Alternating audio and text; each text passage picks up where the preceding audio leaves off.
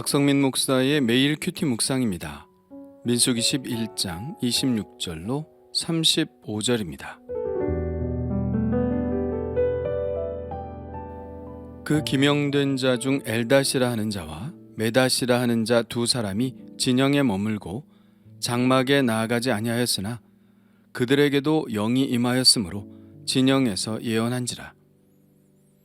한 소년이 달려와서 모세에게 전하여 이르되 엘랏과 메닷이 진중에서 예언하나이다 하매 택한 자 중 한 사람 곧 모세를 섬기는 눈의 아들 여호수아가 말하여 이르되 내 주 모세여 그들을 말리소서. 모세가 그들에게 이르되 네가 나를 두고 시기하느냐?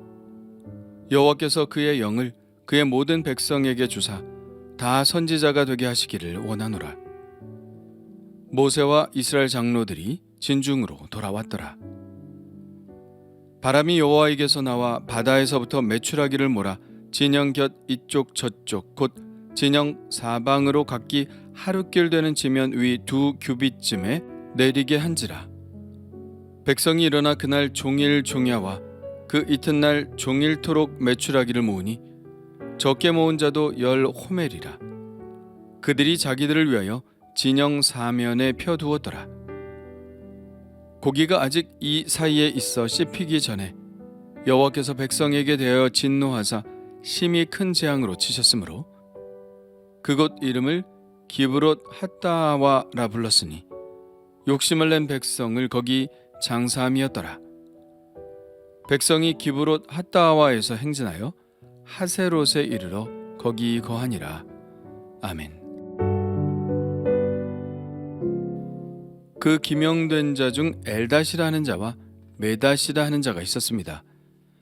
기명된 자라는 것은 모세가 생각하기에 백성의 장로와 지도자가 될 만한 사람 70명에 속한 사람이라는 것입니다. 모세는 70명의 장로들을 장막에 둘러 세웠는데 이때 여호와의 영이 그들에게 임했죠. 그들은 하나님의 영에 취해 예언을 하기 시작했고 곧 그쳤습니다. 그런데 이 두 사람 엘랏과 메닷은 소집 명령을 받았으나 하나님의 장막에 나오지 않았고 그대로 진영에 머물러 있었습니다. 그런데 참으로 놀라운 것은 그들이 장막 앞에 나오지 않고 자기 진영에 머물러 있었는데도 그들에게 동일하게 하나님의 영이 임했다는 것입니다. 그래서 그들도 황홀경에 빠져 예언하기 시작했죠. 그들이 진중에서도 예언을 했다는 것은 하나님께 나오지 않아도 은혜를 받을 수 있다는 이야기가 아닙니다. 이것은 하나님이 모세의 생각을 존중하셨다는 뜻입니다. 하나님은 70명의 장로를 세우는 일을 온전히 모세에게 맡기셨죠. 그에 따라 모세는 70명을 기명했습니다. 하나님은 모세의 생각을 존중하시고 그들 모두에게 성령이 임하게 하셔서 모세를 도와 이스라엘 백성들을 위한 영적 지도자들로 서게 하신 것입니다. 그리고 또 하나 우리가 알 수 있는 것은 하나님이 성령을 주시는 것은 그야말로 당신의 자유로운 의사에 전적으로 달려있다는 것입니다. 우리는 그들이 장막에 나오지 않았기 때문에 성령을 받을 자격이 없는 사람들이라고 얼핏 판단을 합니다. 이것은 우리가 선한 행위를 한다거나 의로운 사람이거나 해야 하나님께서 은혜를 주신다고 생각하는 것에서 비롯된 생각인데요. 그러한 생각은 좀 위험할 수 있습니다.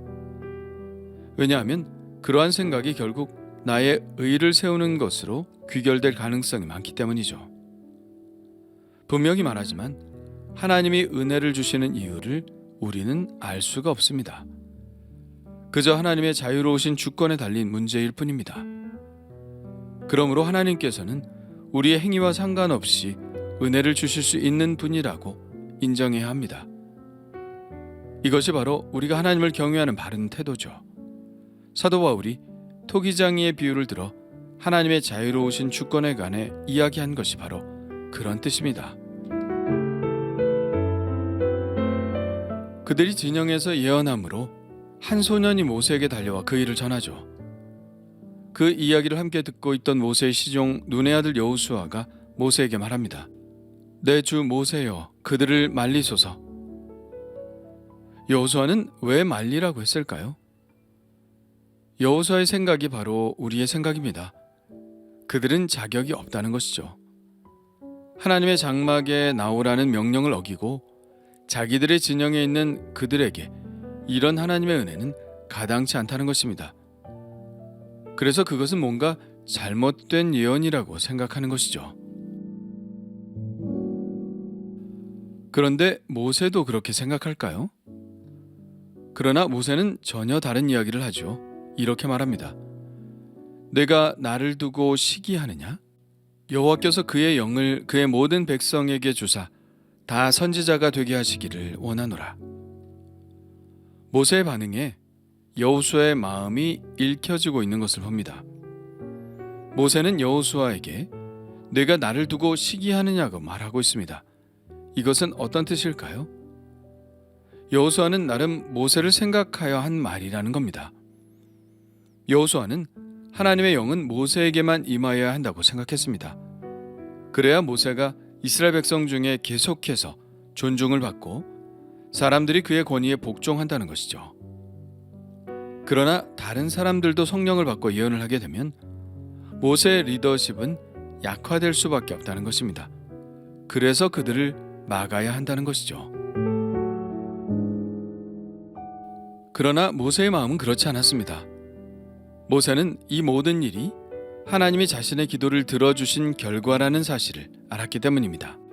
그는 이스라엘이라는 짐이 혼자 메고 가기에는 너무 무겁다고 하나님께 호소를 했고 차라리 계속 이렇게 하시려면 자기를 죽여달라고까지 했죠.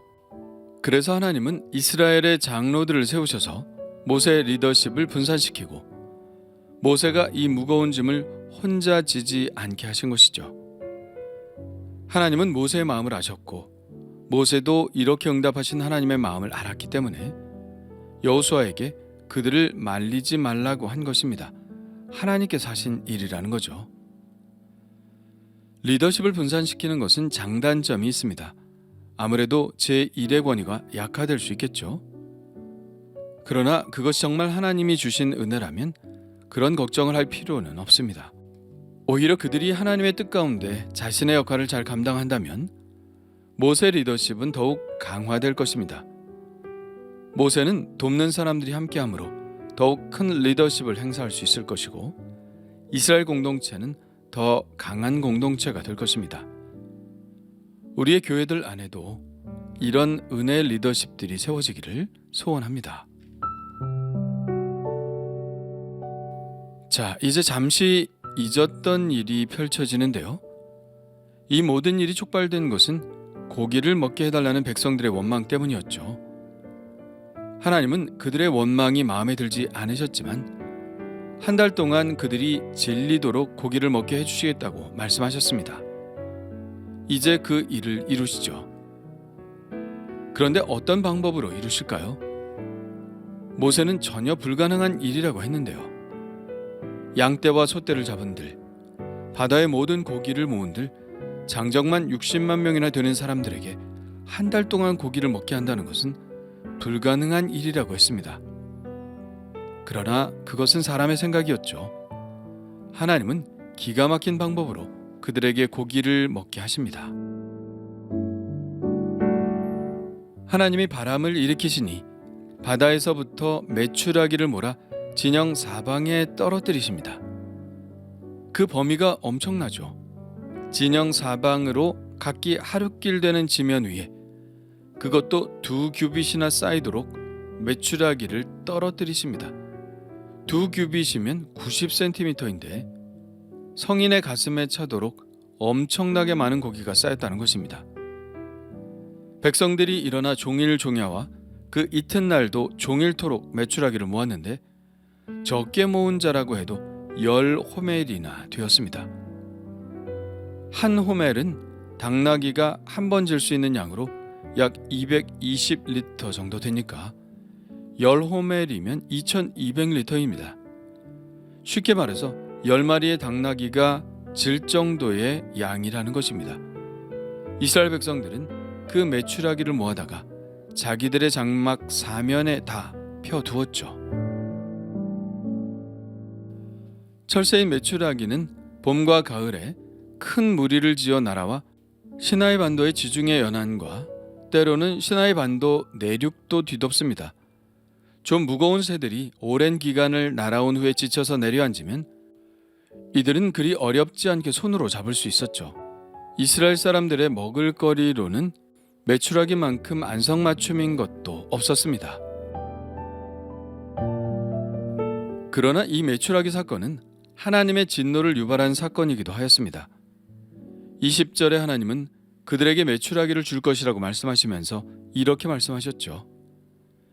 이는 너희가 너희 중에 계시는 여호와를 멸시하고 그 앞에서 울며 이르기를 우리가 어찌하여 애굽에서 나왔던가 함이라. 그들의 이 말은 애굽이 더 좋았다는 것입니다.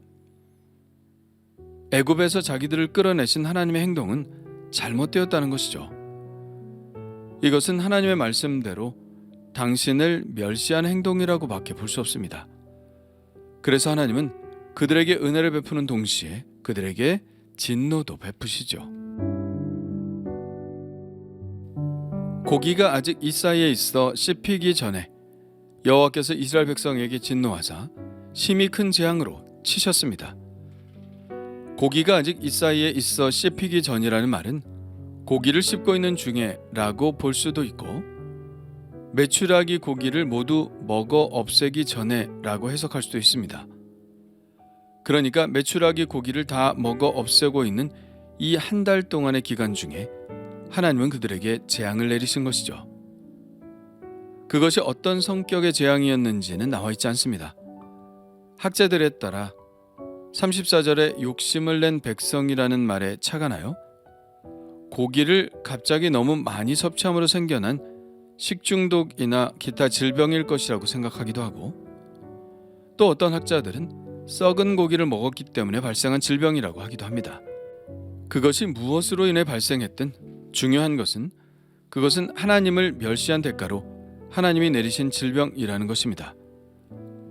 그리고 징계의 대상자들은 아마도 고기를 달라고 앞장서서 불평을 선동했던 자들일 것입니다. 그들은 이 사건을 통해서도 몇 가지 교훈을 얻게 되죠. 하나님을 향한 원망과 탐욕이 얼마나 위험한 것인지를 깨달았을 것이고 배부른 것이 꼭 유익한 것만은 아니라는 사실도 깨달았을 것입니다. 그래서 그들은 그곳 이름을 기브롯 핫다와라고 불렀습니다. 그 뜻은 탐욕의 무덤이라는 뜻이죠. 그들은 이 지명을 통해서 왜 그들에게 재앙이 임했는지를 분명하게 말하고 있습니다. 우리는 잘 먹고 잘 사는 데 관심이 있습니다. 배부르면 다 된다고 생각합니다. 그러나 중요한 것은 무엇으로 배가 부르냐는 것입니다. 만나로 배가 부르냐 아니면 탐욕의 음식으로 배가 부르냐는 것이죠. 우리는 번영을 좋아합니다. 잘 살고 잘 되는 것을 좋아하죠. 그러나 그것이 탐욕의 결과라면 우리가 누리는 그것을 매우 조심해야 합니다. 그것은 분명 우리의 삶에 탈을 일으킬 것이기 때문입니다. 나는 과연 하나님이 주시는 만나로 만족하고 있나요? 나는 과연 하나님이 나와 함께 이 길을 걷고 계시다는 사실 하나만으로도 감사하고 있나요? 혹 헛된 애굽의 탐욕, 이 세상의 탐욕을 품고 있지는 않나요?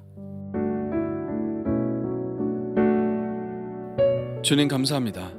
세상의 것을 부러워하다가 애굽의 것을 회상하다가 그들은 하지 말아야 할 원망을 하고 말았습니다. 하나님이 주신 귀하고 귀한 하늘의 만나를 거부하고 세상의 것으로 만족시켜 달라고 울며 떼를 썼습니다. 우리 안에 있는 죄의 뿌리, 탐욕의 뿌리가 얼마나 깊게 박혀 있는지를 알게 됩니다. 주님, 우리 안에 여전히 있는 탐욕의 뿌리를 제거하여 주시고 하나님이 주시는 은혜로 하나님이 공급하심의 그 은혜로 만족하게 하옵소서. 탐욕의 무덤으로 들어가지 않게 하시고 무사히 하나님의 나라 영적 가나안으로 들어가게 하옵소서. 예수님의 이름으로 기도합니다.